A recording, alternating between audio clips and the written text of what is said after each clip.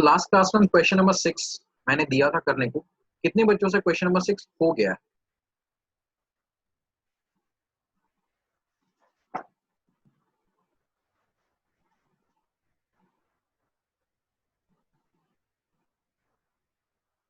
Alright, let's start करते हैं। तो हमें क्या प्रूफ करना था कि एबीसी एक आइसोसेलेस ट्राइंगल है जिसमें एबी एसी के इक्वल है, ये पता था। और बीडी सॉरी बीए को कहां तक प्रोड्यूस किया गया? डी तक प्रोड्यूस किया गया, सच दैट एडी जो है वो एसी सॉरी एडी एबी के इक्वल है। ये चीज हमें दिया हुआ था, राइट। हमें क्या प्रूफ करना था? बीसीडी एक राइट एंगल ट्राइंगल है। तो देखो कैसे करेंगे। सबसे पहले ट्राइंगल एबीसी में देखते हैं। In triangle ABC AB is equal to AC, question में गिवन है। तो अगर AB AC के इक्वल है तो AB के ऑपोजिट कौन सा एंगल है? ये एंगल है। इसका नाम सपोज मैं बोल देता हूं 1। और AC का ऑपोजिट कौन सा एंगल है? ये एंगल है। इसको मैं 2 बोल देता हूं। तो मैं क्या लिख सकता हूं? मैं लिख सकता हूं angle 1 is equal to angle 2। Reason क्या दूंगा मैं? Angles opposite to equal side, angles opposite to equal sides. ठीक है। तो एंगल 1 किसके इक्वल हो गया? एंगल 2 के इक्वल हो गया। ठीक है। अब यहां पे एक बात समझो।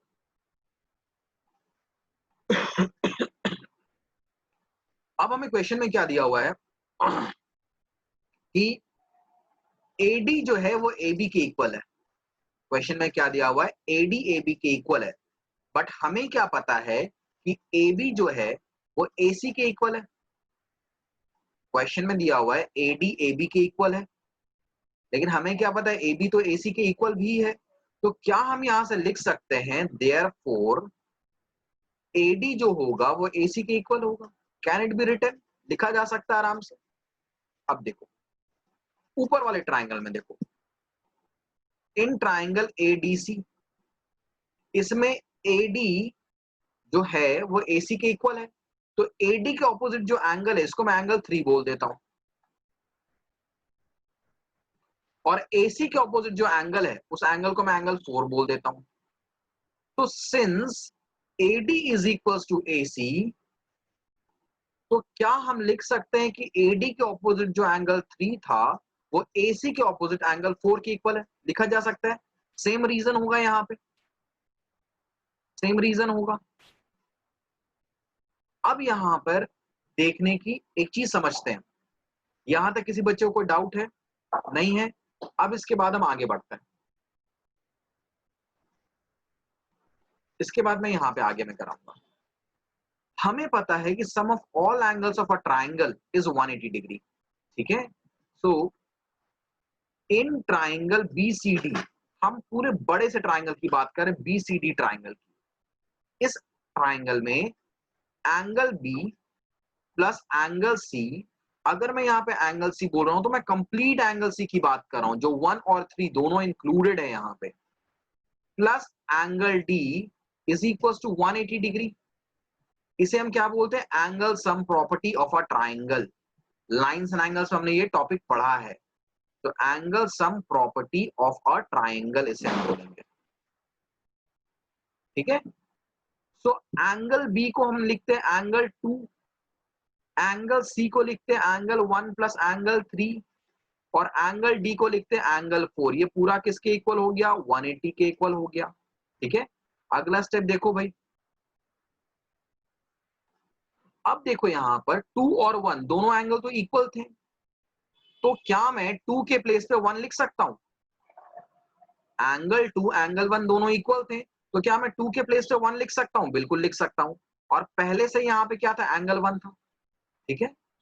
प्लस एंगल 3 और एंगल 4 के प्लेस में क्या लिख सकता हूं? एंगल 3 दोबारा लिख सकता हूं, इज इक्वल टू 180। अब यहां पे देखो एंगल 1 प्लस एंगल 1 क्या? Twice of angle 1। Angle 3 plus angle 3 क्या? Twice of angle 3। तो ये हो गया twice angle 1 plus twice angle 3 is equal to 180। बच्चे यहां तक कॉपी कर लेना, फिर मैं यहां पे लिख रहा हूं। ठीक है। तो मैं अगर 2 कॉमन लेता हूं तो मैं लिख सकता हूं angle 1 plus angle 3 is equal to 180। अगर मैं 2 को कॉमन लेता हूं तो क्या लिख सकता हूं angle 1 plus angle 3 is equal to 180। तो एंगल 1 प्लस एंगल 3 क्या हो जाएगा 180/2, दैट इज 90। और एंगल 1 प्लस एंगल 3 क्या है एंगल सी है, तो एंगल सी क्या आ रहा है 90 आ रहा है। तो विच इज प्रूव, यही हमें प्रूफ करना था। ठीक है, किसी बच्चे को कोई डाउट यहाँ पे?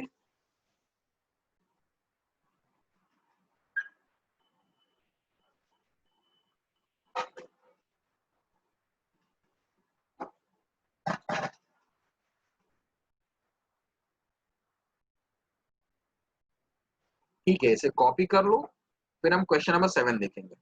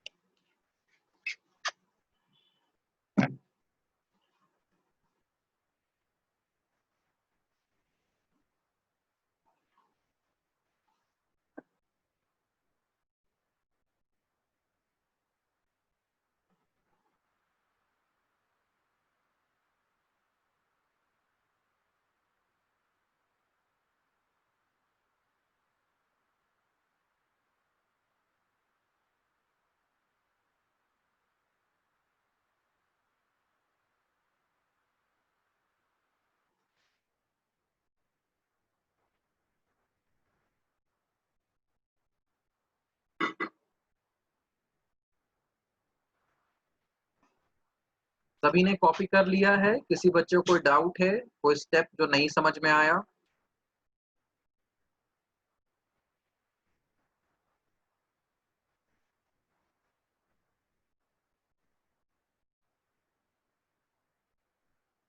चलो, क्या हम आगे बढ़ सकते हैं? सभी ने कॉपी कर लिया है, आगे बढ़े हम।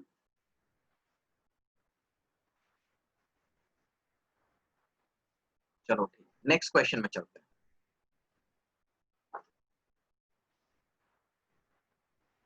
क्वेश्चन नंबर 7 ये भी होमवर्क था। इसमें मैंने क्या दिया था, ABC is a right angle triangle in which angle A is 90। तो भाई सबसे पहले एक राइट एंगल ट्राइंगल हम बना लेते हैं। इसमें एंगल ए 90 डिग्री है, तो इसको मैं एंगल ए बोल देता हूं, और बीसी अपने मर्जी से कुछ भी लिख लूं, कोई फर्क नहीं पड़ता। Also given A B is equal to A C, ये इसके इक्वल है। Find angle B and angle C, इसको इसको फाइंड करना। ठीक है, अब देखो सॉल्व करते हैं। तो क्वेश्चन में गिवन क्या है कि एंगल ए इज 90 डिग्री। अब मैं या तो लिखूं एंगल ए इज 90 डिग्री, या तो लिखूं ABC is right angle triangle, दोनों एक ही बात है, राइट? तो मैं क्या लिख रहा हूं, एंगल ए इज 90 डिग्री लिख रहा हूं। पहला इंफॉर्मेशन ये है। दूसरा इंफॉर्मेशन क्या दिया हुआ है, A B is equal to A C. तो मैं इसे एक आइसोसेलेस ट्राइंगल कह सकता हूं। अब देखो सॉल्यूशन इसका, अगर ट्राइंगल ए बी सी में ए बी ए सी के इक्वल है, तो ए बी के ऑपोजिट एंगल जो होगा वो ए सी के ऑपोजिट एंगल के इक्वल होगा। ये पढ़ा हमने लास्ट क्लास में कि angle opposite to equal sides are equal. तो ए बी और ए सी अगर आपस में इक्वल हैं, तो ए बी के ऑपोजिट जो एंगल है एंगल सी, वो ए सी के ऑपोजिट एंगल एंगल बी के इक्वल होगा। तो ए बी के ऑपोजिट जो एंगल है वो क्या है एंगल सी, और ए सी के ऑपोजिट क्या है एंगल बी। रीजन हम क्या देंगे, angles opposite to equal side, angles opposite to equal side.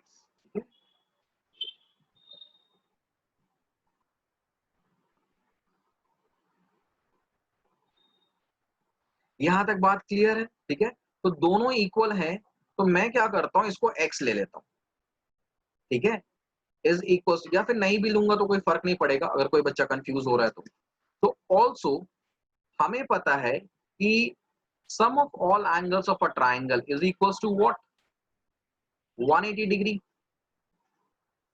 Reason हम क्या देंगे भाई, angle sum property, so it is angle A तो 90 डिग्री है, क्वेश्चन में दिया हुआ एंगल ए इज 90 डिग्री, तो हमने एंगल ए को क्या लिया 90 degree plus angle B plus, देखो बी और सी दोनों सेम है ना, तो सी के बेस पे क्या मैं एंगल बी दोबारा लिख सकता हूं, कोई प्रॉब्लम नहीं होगा ना। ये हो गया 180 डिग्री, आई बात समझ में। अब 90 को उधर भेज देते और इधर क्या बचा, b plus B twice angle B, यहां 180 माइनस 90 हो गया। तो देखो अगला स्टेप क्या होगा, ये हुआ twice angle B is equal to 90।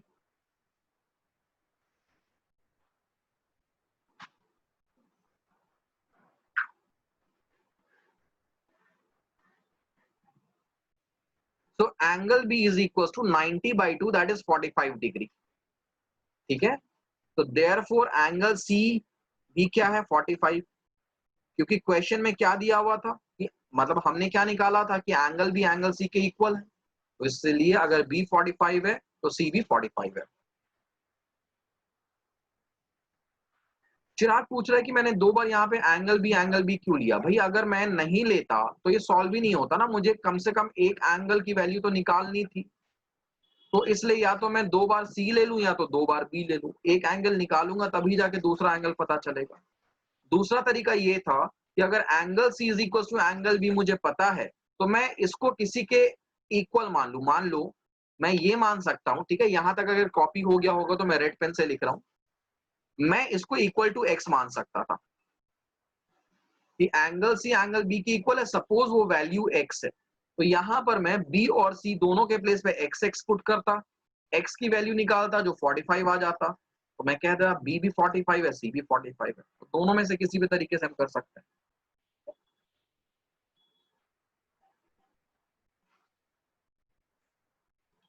सभी का हो गया।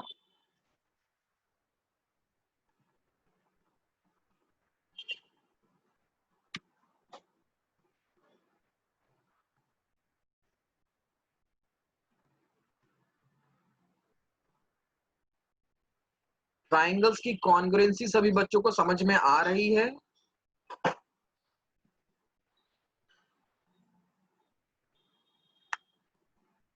ठीक है, ऐसा नहीं कि मैं पूरा चैप्टर कंप्लीट करा दूं और कॉन्ग्रुएंसी नहीं समझ में आया, क्वेश्चन तो दूर, कॉन्सेप्ट ही गोल है। ठीक है, चलो भाई आगे चलते हैं, सभी बच्चों ने कॉपी कर लिया ना, आगे चलते हैं। ये मैंने थर्ड क्वेश्चन दिया था homework, show that the angles of an equilateral triangle are 60 degree each. तो मान लेते हैं हमारे पास एक इक्विलेटरल ट्राइंगल है A B C,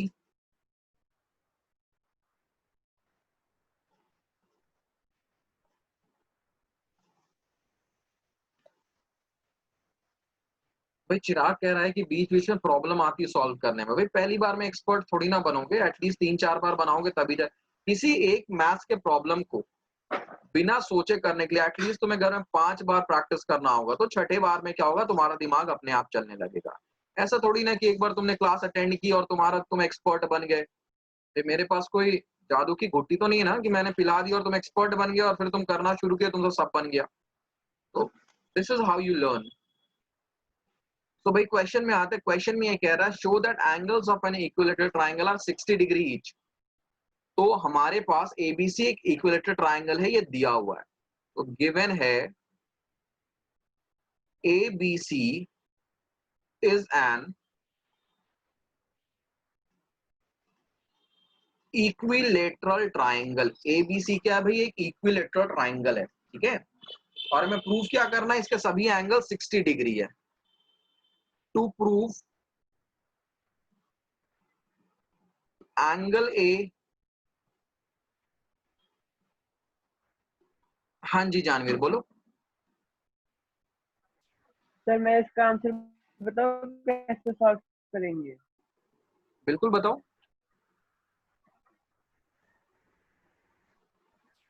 sir angle some properties सब मिलके 180 होते हैं और उनको डिवाइड कर देंगे 3 से, और इक्विलेटरल ट्रायंगल का एंगल इक्वल होते हैं, इसलिए आंसर आ जाएगा सबका 60 डिग्री।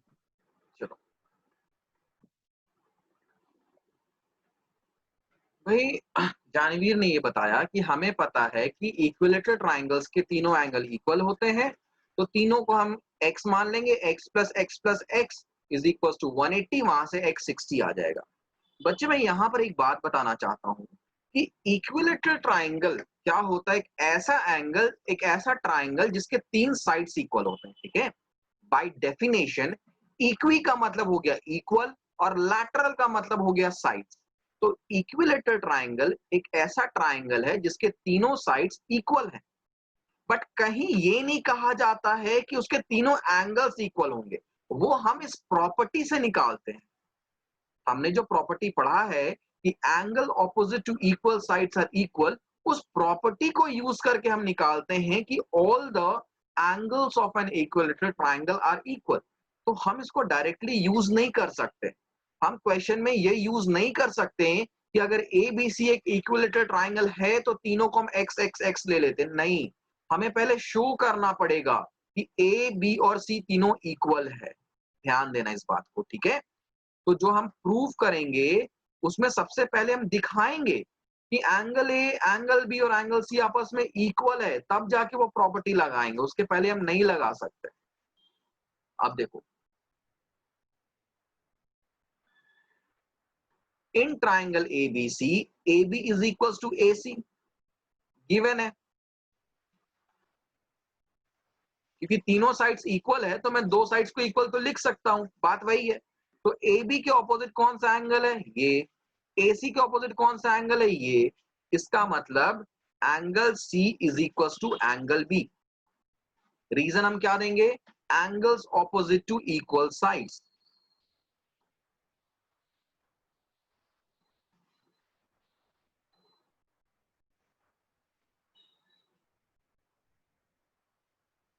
इसको मैं मानता हूं इक्वेशन 1।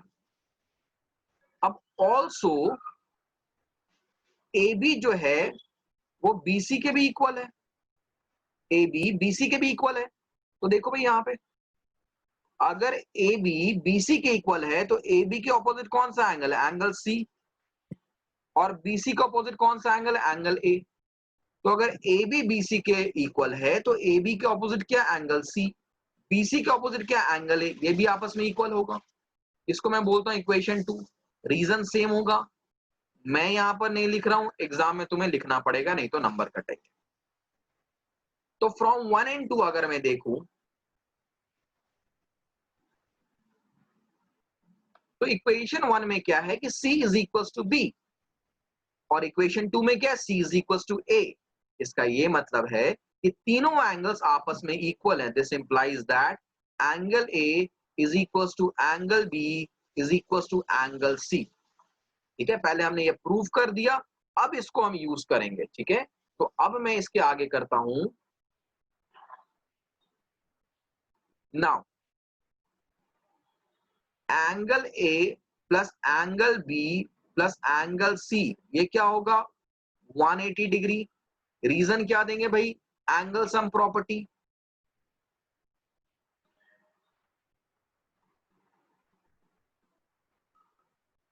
ठीक है, अब क्योंकि जो पिछले क्वेश्चन में किया था वही कर रहा हूं, एंगल ए को एंगल ए ही रहने दे रहा हूं, बी भी एंगल ए की इक्वल है तो यहां भी एंगल ए लिख दे रहा हूं, सी भी एंगल ए की इक्वल है तो यहां भी एंगल ए लिख दे रहा हूं। ऐसे मैंने क्यों किया, क्योंकि मुझे वैल्यू निकालनी थी। हम ये भी कर सकते हैं कि ये एंगल ए, एंगल बी और एंगल सी को एक्स ले सकते हैं, क्योंकि तीनों सेम है। तो यहाँ पे हो जाएगा x plus x is equal to 180, वैसे भी सॉल्व किया जा सकता है, ठीक है। तो ये हो गया thrice of angle A is 180। तो एंगल ए क्या हो गया, 180 डिवाइडेड बाई 3 इज 60। इसी से हम क्या लिख सकते हैं, एंगल बी भी 60 है और एंगल सी भी 60 है। क्यों, क्योंकि हमने प्रूव कर रखा है कि एंगल ए एंगल बी और एंगल सी तीनों आपस में इक्वल है, हेंस प्रूव्ड, हमारा काम हो गया। ठीक है, किसी बच्चे को कोई डाउट है? जानवीर, तुम्हें तुम्हारी गलती समझ में आई? क्या दिक्कत है बच्चे? अगर तुम डायरेक्टली यहां से करते ना, ये एज्यूम करके कि all the angles are equal, तो तुम्हारे मार्क्स कट जाते। अगर ये 3 नंबर का क्वेश्चन होता तो तुम्हें 1.5 नंबर मिलता, 1.5 कट जाता।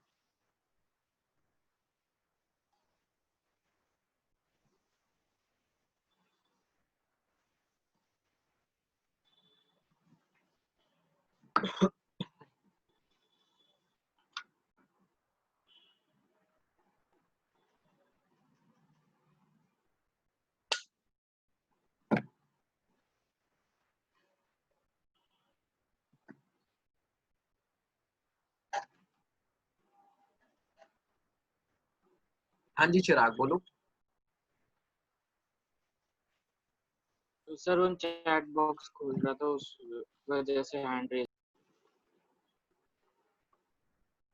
सभी बच्चों ने कॉपी कर लिया है? आगे बढ़ते हैं। तो ये एक्सरसाइज तो हमने कर लिया, बट इसके एग्जाम्पल्स हमने नहीं किए, तो हम इसके एग्जाम्पल्स करेंगे। तो I will give you 2 minutes for each question, फटाफट दिमाग दौड़ाना है। एग्जाम्पल 4 तुम्हारे स्क्रीन पे है, 2 minutes for this, run your brain. 2 minute दे रहा हूं, सोचो। कोई बच्चा चीटिंग नहीं करेगा, ठीक है? अपना दिमाग लगाओ।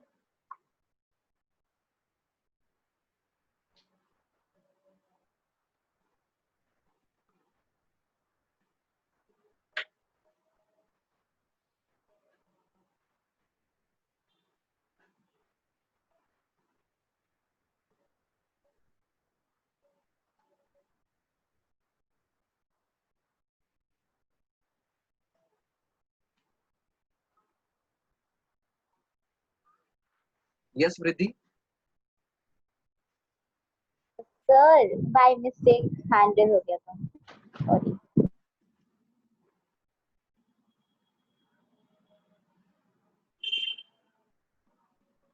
चिराग, मैंने क्वेश्चन एक्सप्लेन किया ही नहीं है, मैंने तुम्हारे ऊपर छोड़ा है। तुम्हें क्वेश्चन पढ़ना भी है, समझना भी है और अप्रोच भी करना है 2 मिनट के अंदर। अब तो 30 सेकंड पास भी हो गया होगा, ठीक है?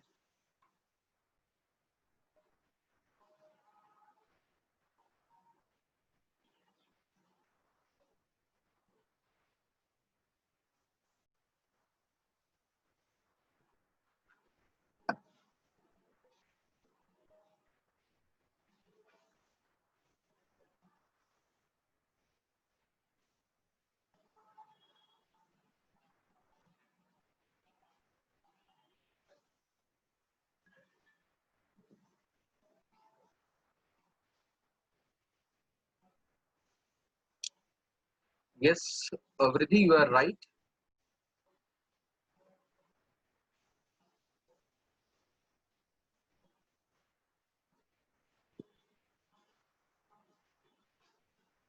All right, सभी बच्चों ने सोच लिया होगा। फटाफट मुझे कमेंट में बताओ, विच क्राइटेरिया विल यू यूज? कौन से क्राइटेरिया का इस्तेमाल होगा? जानवीर रॉन्ग, जानवीर रॉन्ग, चिराग राइट,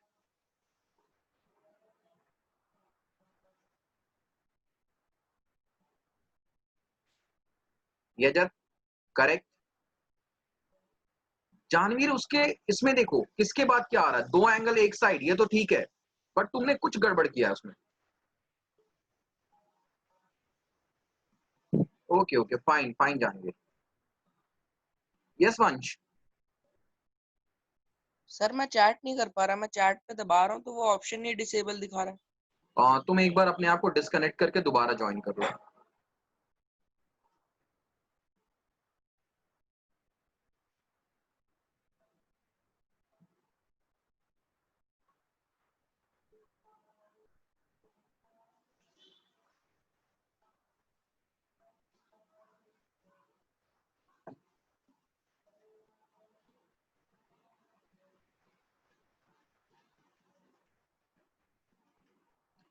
चलो, तो सभी बच्चों ने अप्रोच अच्छा किया, ठीक है? तो मुझे यकीन हो गया कि भाई सभी को समझ में आ रहा है। तो चलो देखते हैं, मैं इसको अब सॉल्व करता हूं। गिवन हमारे पास क्या है कि ट्राइंगल एबीसी में बीडी जो है वो एंगल ए का बाइसेक्टर है, मतलब ये एंगल और ये एंगल इक्वल है, एंगल 1 एंगल 2 बोल देते हैं, ठीक है। तो एडी बाइसेक्ट्स एंगल ए, जिसका मतलब एंगल 1 एंगल 2 के इक्वल है, ठीक है। मतलब गिवन में हम अपने हिसाब से भी उसको मॉडिफाई कर सकते हैं।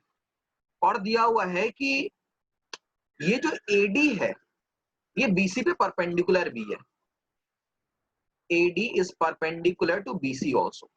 तो भाई इसका नाम मैं 3 दे देता हूं, इसका नाम 4 दे देता हूं। देखो बच्चे, मैं सिंपलिसिटी के लिए नंबरिंग देता हूं, तुम्हें अगर पूरा एंगल का नाम लिखना है तो तुम लिख सकते हो, कोई गलत नहीं है, कोई दिक्कत उसमें नहीं होगी। तो अब मुझे प्रूफ क्या करना है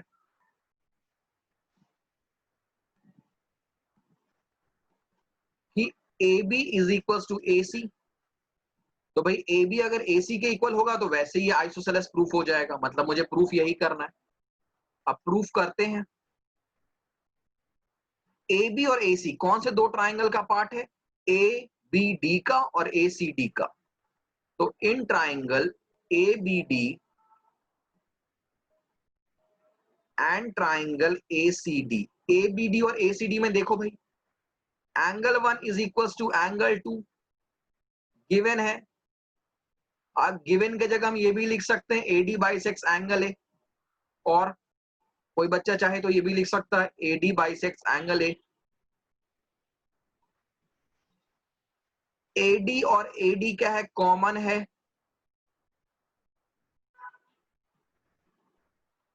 और एंगल 3 क्या है? एंगल 4 है, ईच 90 डिग्री। तो किसी एक ट्राइंगल में देखो, पहले एंगल है, फिर साइड है, फिर एंगल है। तो therefore triangle ABD is congruent to triangle ACD by ASA। अगर ये कॉन्ग्रुएंट है तो AB जो है वो AC के इक्वल है CPCT से। It means that triangle ABC is isosceles.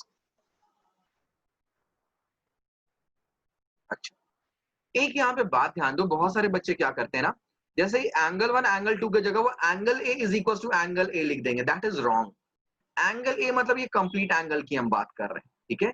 या तो तुम लिखो एंगल BAD या तो लिखो एंगल 1, पर you can not right it angle A only, क्योंकि यहाँ पे दो एंगल बन रहा है ए पे। इसे एंगल बी लिख दोगे सही है, बट यहां पर हम एंगल ए का मतलब मैं कंप्लीट एंगल की बात कर रहा हूं। वैसे ही अगर मैं एंगल डी सिर्फ बोलूं तो मैं इस कंप्लीट एंगल की बात कर रहा हूं। तो या तो यहां पे मैं एंगल 3 लिखूंगा या तो ADC एंगल लिखूंगा, ये बात ध्यान रखना, इसमें मार्क्स कटते हैं, ठीक है। So everybody has copied, copy कर लो फटाफट, फिर आगे बढ़ते हैं।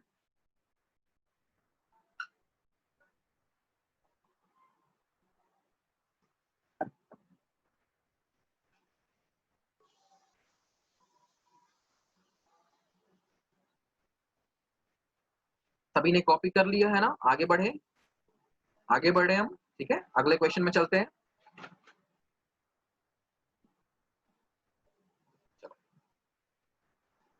तो फटाफट, you have 2 minutes.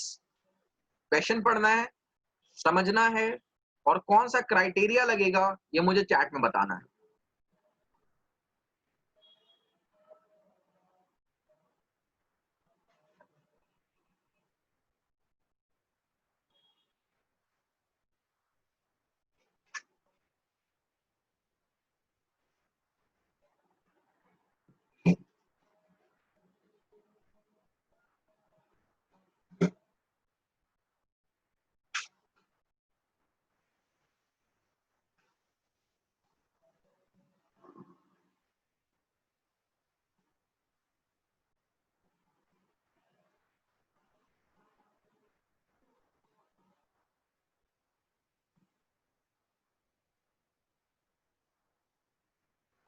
Very good Chirag, very good. चिराग ने सही आंसर दिया, बाकी बच्चे भाई फटाफट बताओ। देखो, जब क्राइटेरिया नहीं समझ में आ रहा है ना, तो दोनों ट्राइंगल को अलग अलग बना लो और फिर समझो।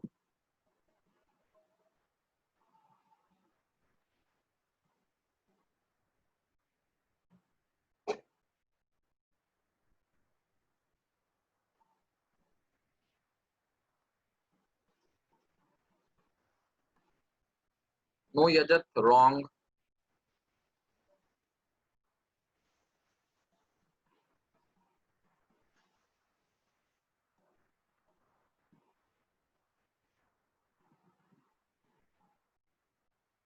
Yes, Freddy, you are right.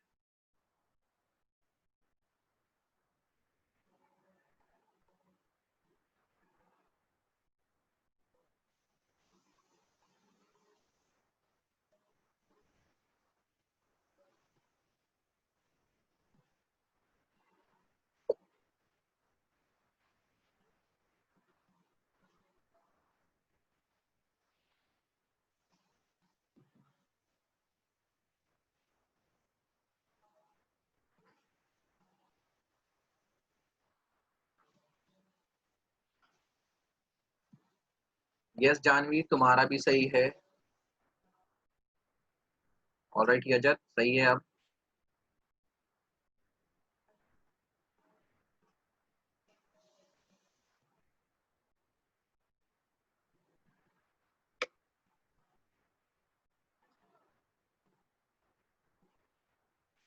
चलो, तो ऑलमोस्ट सभी बच्चों ने सही बताया है। अब मैं इसको सॉल्व कर रहा हूं। देखो कि तुमने क्या इसी तरह से सॉल्व किया या कुछ ये गिवन देखते हैं भाई।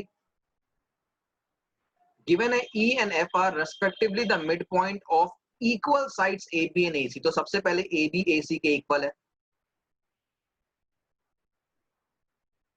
दूसरी बात क्या बोल रहा है, E is midpoint of AB, मतलब this is equals to this, और F is midpoint of AC, so this is equals to this। तो E is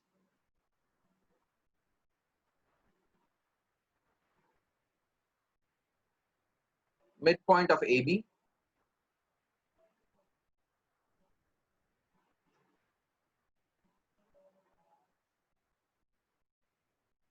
F is midpoint of AC। हमें BF is equals to CE prove करना है।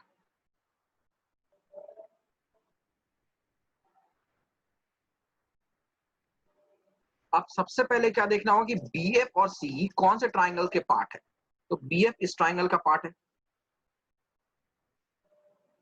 और CE इस triangle का part है। तो ट्राइंगल्स तो मिल गया, कौन कौन सा है, ABF और ACE। तो क्योंकि यहां पर ट्राइंगल एक साथ मिक्स है तो मैं इसको अलग बना के देख रहा हूं, ठीक है।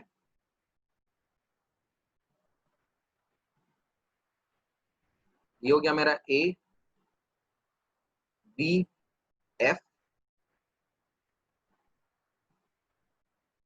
और ये हो गया ACE। अब देखते हैं दोनों ट्राइंगल में क्या क्या है मेरे पास। एंगल ए दोनों में है, कंप्लीट एंगल ए है, तो एंगल ए कॉमन हो गया। ए बी ए सी के इक्वल है, ये मिल चुका है। तीसरी चीज समझ में नहीं आ रही है क्या होगी। अच्छा, क्वेश्चन में एक इनडायरेक्ट इंफॉर्मेशन दिया हुआ है कि ई जो है वो ए बी का मिड पॉइंट और एफ ए सी का मिड पॉइंट है। इसको हम कैसे यूज कर सकते हैं ये देखो। अब ई जो है अगर मिड पॉइंट है ए बी का, तो क्या मैं AE को हाफ ऑफ AB लिख सकता हूं, ठीक है ना। अगर E जो है वो AB का मिड पॉइंट है तो AE क्या हो गया, पूरे AB का आधा हो गया। मिड पॉइंट के उधर क्या हुआ, सिर्फ हाफ बचा। सिमिलरली F जो है वो क्या है, मिड पॉइंट है AC का। तो F अगर AC का मिड पॉइंट है तो मैं ये लिख सकता हूं कि AF जो है वो हाफ ऑफ AC है, AC का हाफ है, ठीक है। यहां तक बात आई समझ में। नाउ अब देखो,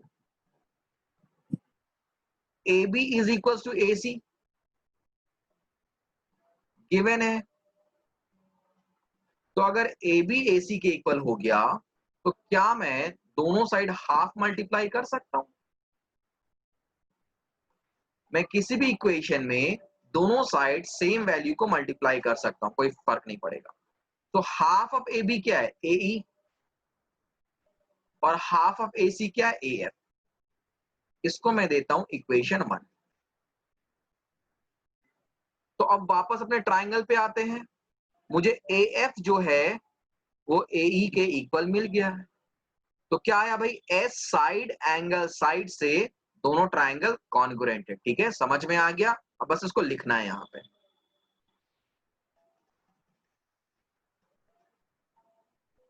तो लेस देन 1 मिनट रिमेनिंग है, मैं इसको सॉल्व कर दे रहा हूं।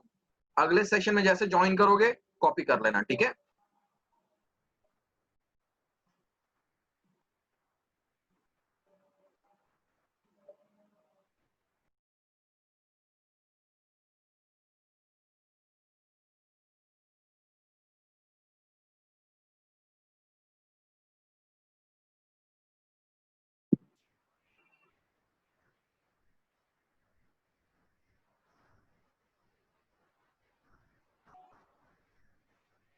So in triangle ABF and triangle ACE,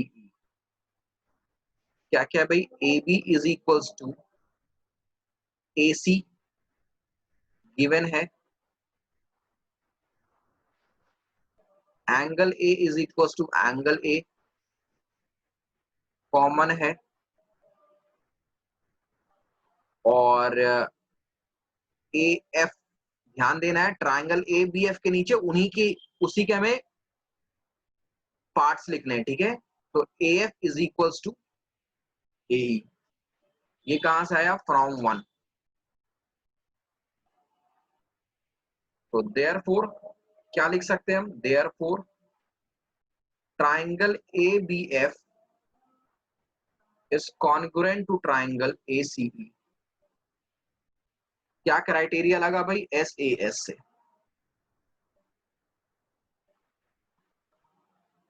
तो अगर ये कॉन्ग्रुएंट हो गया है तो therefore BF is equals to CE from CPCT, ठीक है। So I'll wait for 2 minutes because some students are still not connected. So in the meanwhile, if you have your NCERT book, you can try example 6.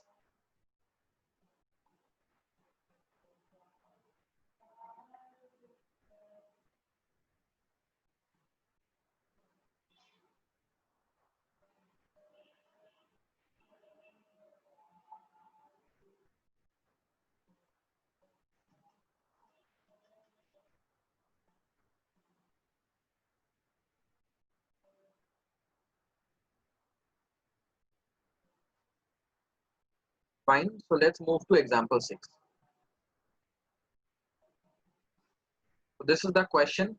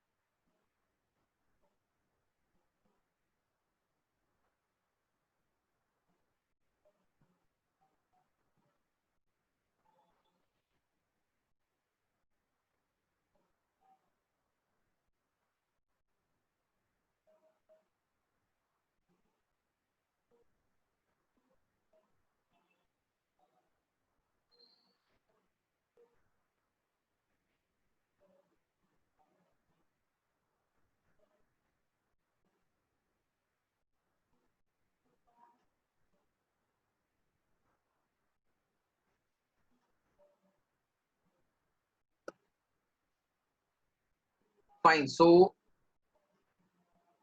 go through the question and tell me which criteria will you use.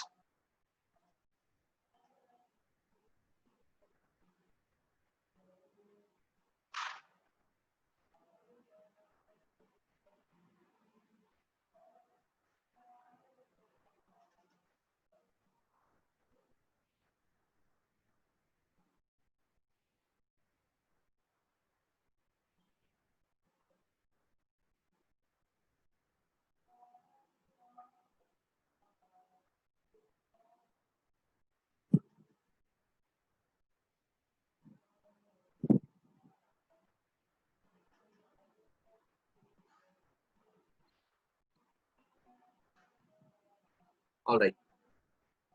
So most of the students are saying SAS criteria. SAS criteria लगेगा. So let's see कौन सी criteria यहाँ पे लग रही है. ठीक है. तो क्वेश्चन में क्या क्या दिया हुआ ये देखते हैं. In isosceles triangle ABC, ABC एक आइसोसेलेस ट्राइंगल है, तो इसका मतलब AB is equal to AC.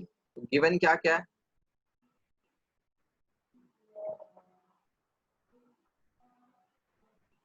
AB AC के इक्वल है और D और E ऐसे पॉइंट्स हैं such that BE is equal to CD.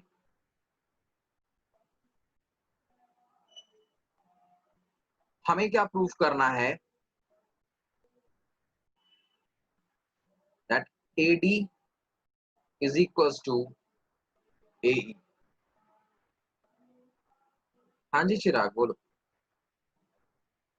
Sir अगर मैंने गिवन और टू प्रूफ नहीं लिखा तो सही है या गलत है? गिवन टू प्रूफ नहीं लिखने के मार्क्स नहीं कटते हैं.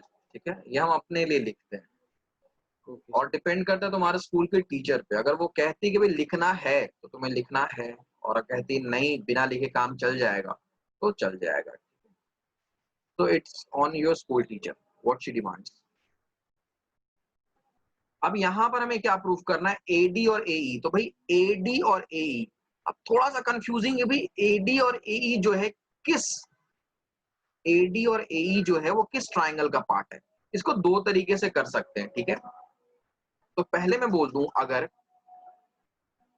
कि AD जो है वो इस ट्राइंगल का पार्ट है,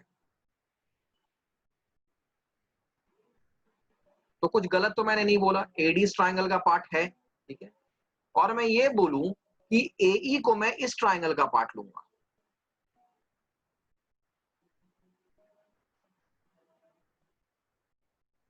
यहां तक सही है. AD किस ट्राइंगल का पार्ट है? ADC का. और AE किसका है? AEB का. तो क्या इन दोनों ट्राइंगल में हम तीन चीजें ढूंढ सकते हैं? भाई देखो, ग्रीन और रेड से मैंने दो ट्राइंगल बनाया है, तो इसका ये जो है वो इस रेड वाले के इस साइड से कॉरेस्पॉन्ड कर रहा है. क्वेश्चन में दिया हुआ था, तो एक चीज तो मिल गई इक्वल. ठीक है, और हमें क्या दिया हुआ है कि BE is equal to CD. तो BE क्या है? ये ग्रीन वाले का पार्ट है. और CE क्या है? BCD. CD किसका? ये रेड वाले का पार्ट है. तो हमें दो चीजें तो मिल गई. तीसरी क्या हो सकती है? भाई अगर ABC, सिर्फ ABC ट्राइंगल को देखो, बाकी ट्राइंगल भूल जाओ. ABC AB AC के इक्वल है, तो AB के ऑपोजिट कौन सा एंगल है? C. और AC के ऑपोजिट कौन सा एंगल है? B. तो अगर AB AC के इक्वल है तो एंगल B एंगल C के इक्वल होगा ना. तो ग्रीन वाले ट्राइंगल का ये एंगल और रेड वाले ट्राइंगल का ये एंगल दोनों क्या होगा? इक्वल होगा. ये एक तरीका है. एक और तरीका वो भी मैं डिस्कस कर दूंगा अभी. ठीक है, तो इस तरीके से हम देखते हैं कि हमारे पास SAS क्राइटेरिया से दोनों ट्राइंगल कॉन्ग्रुएंट हो गया. ठीक है, so in triangle ABE and triangle ACD, AB is equal to AC given है. BE is equals to CD given है. और angle B is equals to angle C. ये क्या है? Angles opposite to equal side.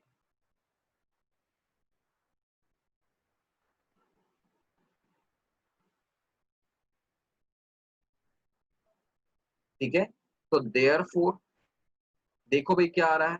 Side फिर angle फिर side. Triangle ABE is congruent to triangle ACD by SAS, side angle side. तो अगर ये कॉन्ग्रुएंट हो गया तो AD जो हो गया वो AE के इक्वल हो गया by CPCD. One of the way is this. एक और वे पॉसिबल है. क्या है वो वे पॉसिबल? वो मैं बताता हूं यहाँ पे. मेथड 2. तो दिस इज सेकेंड मेथड. इसमें मैं क्या करता हूं? ये दो ट्राइंगल लेता हूं.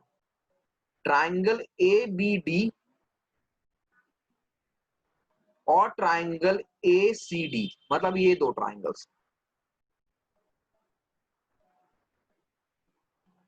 अब इसमें देखो ए बी ए सी के इक्वल है, एंगल बी एंगल सी के इक्वल है, बस तीसरी चीज नहीं मिल रही है। तो उसको हम ऐसे कर सकते हैं, मतलब ये मेथड 2 करने से पहले हम लिखेंगे कि भाई क्वेश्चन में बीई जो है वो सीडी के इक्वल है, ये गिवन है। ठीक है, मेथड 2 यहां से स्टार्ट हो रहा है कि बीई सीडी के इक्वल है। अब दोनों में से इस डीई पार्ट को हम हटा देते हैं, तो बीई में से जब डी चला गया क्या बचा, बीडी।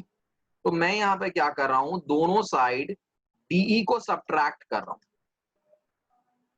देखो एक इक्वेशन में दोनों साइड हम कुछ भी करें फर्क नहीं पड़ता, दोनों साइड हम ऐड कर सकते हैं सेम नंबर से, डिवाइड कर सकते हैं, मल्टीप्लाई कर सकते हैं, सब्ट्रैक्ट जो मर्जी कर दो, फर्क नहीं पड़ने वाला। सो बीई माइनस डीई ये हो गया बीडी, और सीडी माइनस डीई ये हो गया सीई। तो अगेन अब क्या क्या मिल जाएगा हमें, इसको अगर मैं इक्वेशन 1 बोलूं तो BD is equal to CE from equation 1, angle B is equal to angle C. ठीक है, रीजन हम यही देंगे, angle opposite to equal sides, and A B is equal to A C given. तो ऐसे भी हम एस ए एस कॉन्ग्रुएंसी लगा सकते हैं, दोनों तरीके से ये सॉल्व हो सकता है। ठीक है, मैं सजेस्ट करूंगा अपने कॉपी में दोनों तरीके लिखना, क्योंकि अभी तुम सीख रहे हो, तुम्हें एज मेनी मेथड्स आने चाहिए किसी भी क्वेश्चन को अप्रोच करने का। बाद में एग्जाम में तुम अपने हिसाब से कोई भी सूटेबल मेथड बनाना, बट अभी दोनों मेथड लिखना।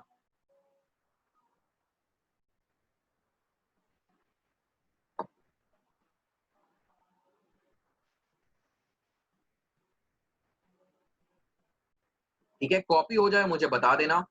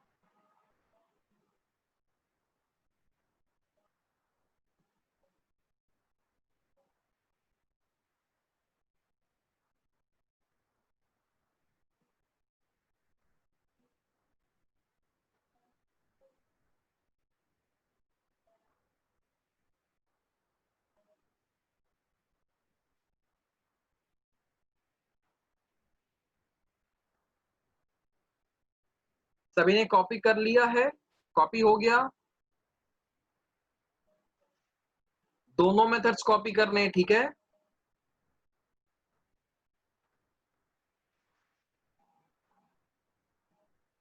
सभी का कॉपी हो गया ना।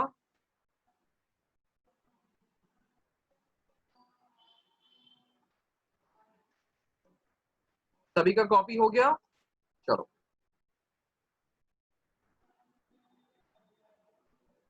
ओके, ऑलराइट, कॉपी कर लो, आराम से कॉपी कर लो, दोनों मेथड कॉपी करना है। ठीक है, कोई भी बच्चा एक भी मेथड को छोड़ेगा नहीं, लर्निंग फेज है अभी, जितना पॉसिबिलिटी है लर्न करो।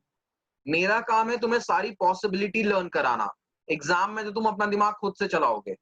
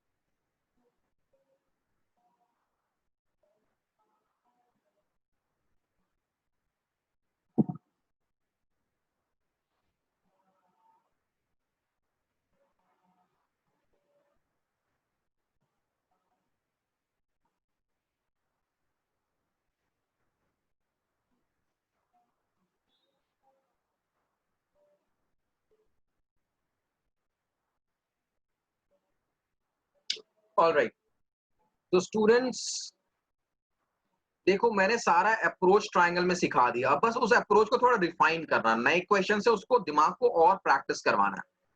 तो इसके बाद देखो ये एक्सरसाइज कंप्लीट हो गया। अब नेक्स्ट एक्सरसाइज में example 7, example 8, these two will be your homework. देखो सिर्फ 2 क्वेश्चन दे रहा हूं, बहुत ज्यादा नहीं दे रहा हूं, 2 नए क्वेश्चन दिया, एग्जाम्पल 7 एंड एग्जाम्पल 8। तो प्रैक्टिस इट, इससे खुद से ट्राई करना है। एग्जाम्पल है, कोई बच्चा कॉपी नहीं करेगा, ठीक है, कॉपी करके कोई फायदा नहीं हो रहा तुम्हें, खुद से इसको सॉल्व करना है। Example 7, example 8, you can take hint from the solution, अगर कुछ नहीं समझ में आ रहा तो हिंट ले लेना, बट कॉपी कोई बच्चा नहीं करेगा, ठीक है। तो example 7 and example 8 will be your homework, ये दोनों आपके होमवर्क होंगे, you have to try it, ठीक है। और फिर नेक्स्ट क्लास में हम एक्सरसाइज स्टार्ट करेंगे। वन मोर थिंग, इसके ट्रायंगल्स के क्वेश्चंस प्रैक्टिस करते जाना, previous questions, because next test जो होगा मैथ्स में वो ट्रायंगल्स का ही होगा। यस चिराग? सर इन दोनों के क्वेश्चंस आप सेंड कर दोगे, मेरी बुक में नहीं है ये। एग्जाम्पल 7 एग्जाम्पल 8 कैसे नहीं होगा, पर मैं सर सेंड पता कर, नहीं मिस प्रिंट हुआ है। कोई बात नहीं, मैं सेंड कर दूंगा, आई विल सेंड इट, ठीक है। Okay sir. नेक्स्ट जो टेस्ट होने वाला है बच्चे, नेक्स्ट टेस्ट अगले वीक होगा, नेक्स्ट वीक, ठीक है। तो अगले हफ्ते टेस्ट होने वाला है, क्योंकि ट्रायंगल्स का हमारा लास्ट एक्सरसाइज बचा हुआ है, मैक्स टू मैक्स 2 क्लासेस में खत्म हो जाएगा वो लास्ट एक्सरसाइज। उसके बाद क्योंकि ट्रायंगल का जो सबसे लास्ट एक्सरसाइज है ना, जो 4th एक्सरसाइज हमारे बुक में, वो सिलेबस से हट गया है। तो ट्रायंगल में सिर्फ 3 एक्सरसाइज हैं जो हमें सिलेबस में करने हैं। जैसे ही हमारा ट्रायंगल का ये खत्म होगा 3rd एक्सरसाइज, तो फिर मैथ्स का टेस्ट होगा, ठीक है। साइंस का कल तो होगा ही होगा, नेक्स्ट वीक की मैं बात कर रहा हूं। अगले हफ्ते जो मैथ्स का टेस्ट होगा वो ट्रायंगल्स का ही होगा, तो प्रैक्टिस करते रहना, ठीक है। So with this class comes to an end. किसी बच्चे को कोई डाउट है, कुछ पूछना है? नहीं पूछना है तो सेशन लीव कर सकते हो।